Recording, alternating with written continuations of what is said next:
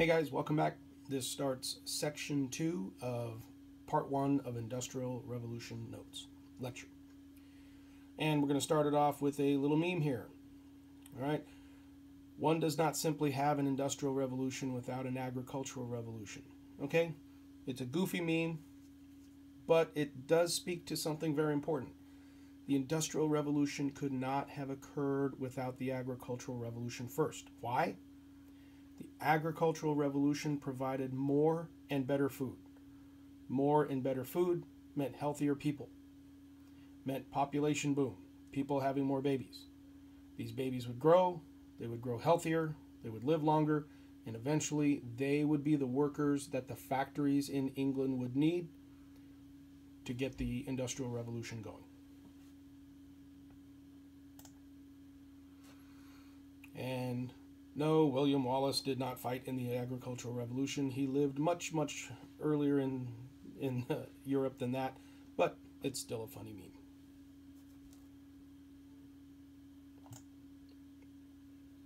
All right, this is the first video within a video.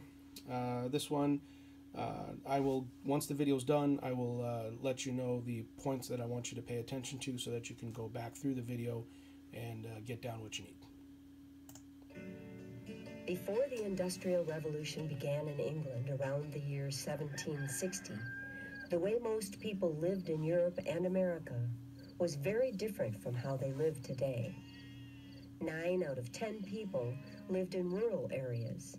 There was a large, mostly poor lower class, a small, rich upper class, and not much of a middle class.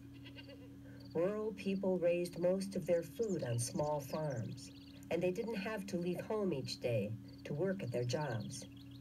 Back then, there were no electric lights, no movies, no telephones, no recorded music, and no cars. Ordinary people used their hands to make most of the things they needed. They had no reason to own a clock, since their lives were tuned to the rising and setting of the sun. The world was pretty quiet before the Industrial Revolution, because there were no machines for rapid transportation to fill the air with noise. Without these devices, people didn't travel much. Consequently, except for their own villages, they knew very little about the world in which they lived. The pace of life was much slower before the Industrial Revolution, because people had to walk or use horses to move from place to place. There was no public education, so few people could read and write.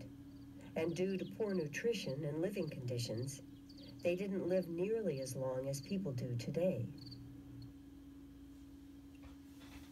All right, so the big thing you need to get out of that is that most people before the Industrial and Agricultural Revolutions, most people were rural farmers.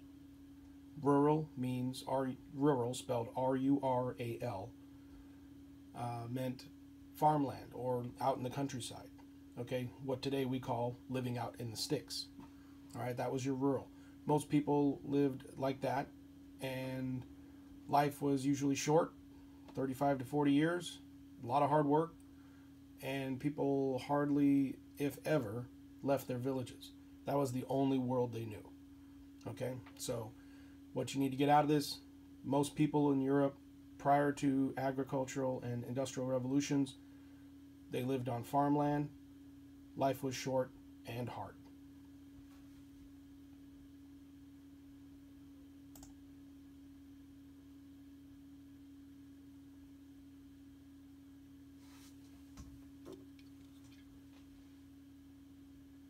All right, let's move into making a little bit of the transition from agricultural to industrial revolution. Now, let's take a look at the factors of production. 3 factors of production: land, labor, and capital. Your land composes of your natural resources, your dirt, your soil, your water, even your air. Okay, what can grow in the ground, what you can dig out of the ground. These are all natural resources tied to the land. Another very important thing, land allowed room to build.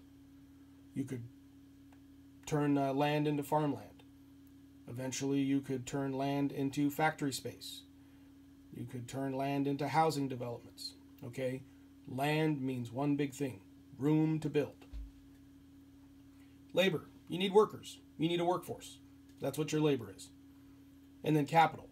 You need money to start and run businesses. Excuse me. Capital is super important because without capital, there is no investment, there is no starting of businesses.